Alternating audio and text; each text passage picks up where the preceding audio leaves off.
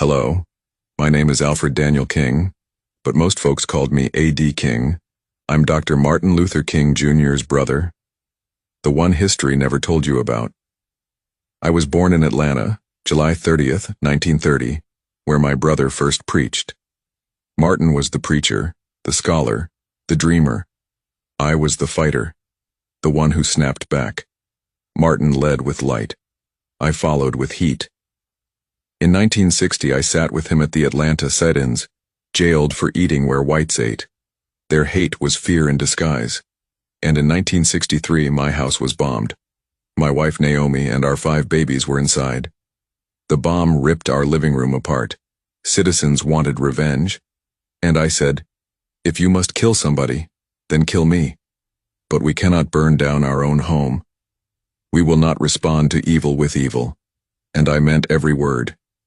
You see, the world knew my brother's dream, but I lived his nightmare. Every march, every sermon, every protest. There was blood behind it. There were funerals. There were death threats. Some bombings and lynchings didn't make the news. When Martin spoke of love, I saw what it cost him. The sleepless nights, the bodyguards, the constant threats. We both carried the same cross, but when he died, I carried it alone. On April 4th, 1968, I was in Memphis, in the room below Martin's when shots rang out. Martin lay bleeding, peaceful, as he had already seen heaven.